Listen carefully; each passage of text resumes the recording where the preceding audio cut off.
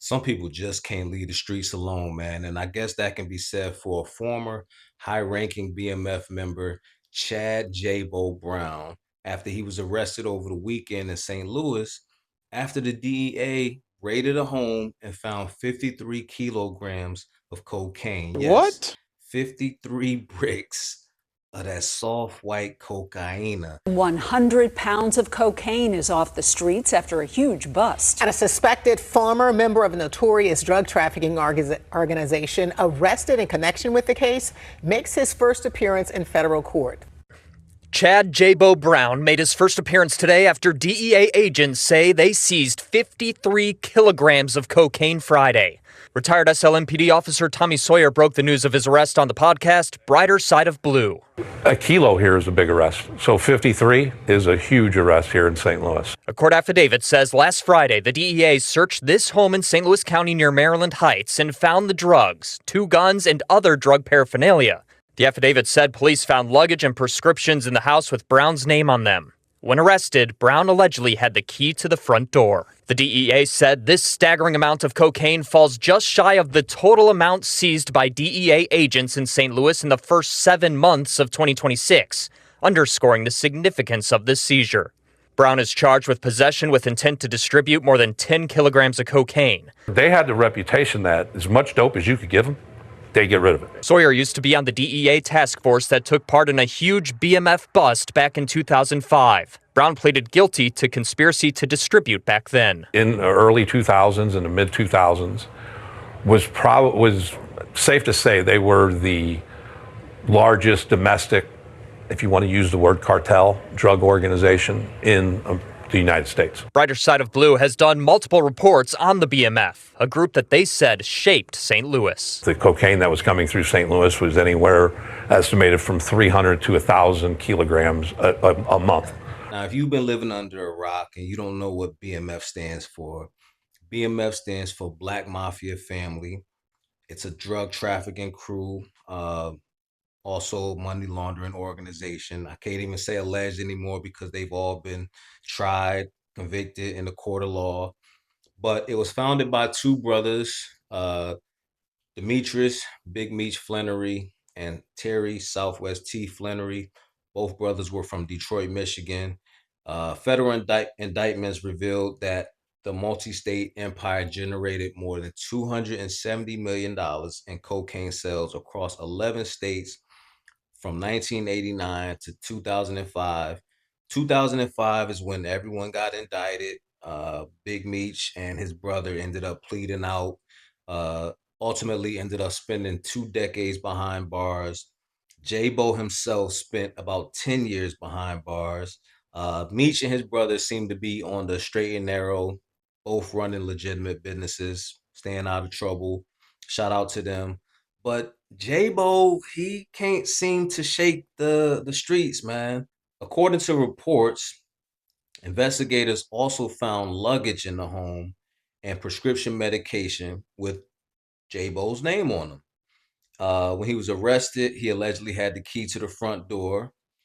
And this isn't his first run-in with the law since he's been released from prison. Remember, he got released from prison a few years ago after doing the bid for the indictment with BMF back in 2005. Back in 2023, he was indicted on 1 count of bank fraud and 1 count of using a false writing document. He's accused of submitting a fraudulent IRS Schedule C form to obtain a PPP loan. So he himself got himself jammed up with the whole PPP loan situation. He ultimately ended up pleading guilty to 1 count of bank fraud in 2024.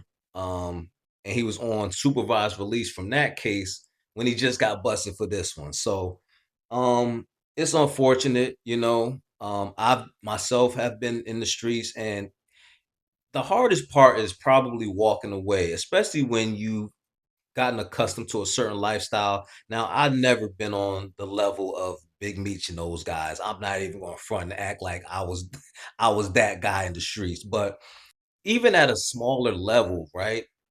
Because it's coming so easy and it's coming so fast, you don't really value it. So you're out partying, you're out doing all types of stuff.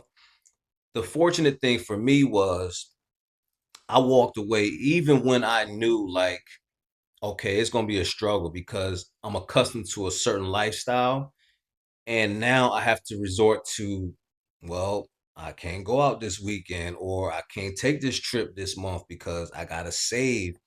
And the blessing of it all is all of the things that I obtained in life that were worthwhile, that were very meaningful, I obtained legitimately. You know what I'm saying? Like the first house I bought, the first nice car I got. Now I've had nice cars in the past, but one that I really felt like, okay, this is me.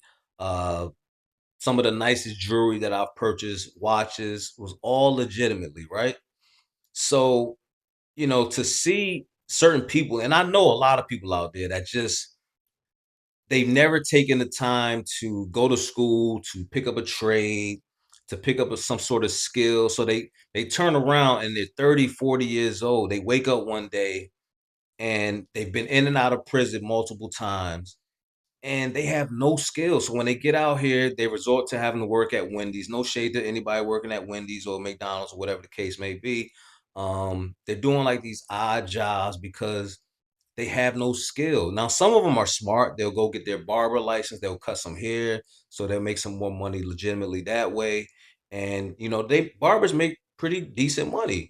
So but you have to, at some point, think to yourself, I got to acquire some sort of skill. If you never went to college, you never, took time to educate yourself beyond the high school level. Some of them never even finish high school. A lot of them drop out. So, luckily for me, I've always kept a job. I've always, I even went to school, got my associate's degree in health claims, ended up working insurance, ended up working in the medical industry for many years. So, you know, you have to, at some point, make sure that you're doing something to legitimize yourself because it ain't gonna last forever, especially today. Like, especially today, the streets is done. You know what I'm saying? The streets is done, hustling, all that. It's everybody snitching.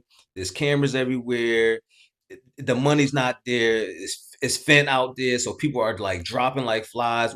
You just never know what you're gonna get. So y'all let me know in the comments what y'all think, man. Do y'all know some family members, some friends like this that they just can't seem to shake it? Like they always are in and out, finding themselves in and out of prison. And the sad thing about J-Bo is his family was there for him probably that whole bid, going to visit him, writing him, putting money on his books.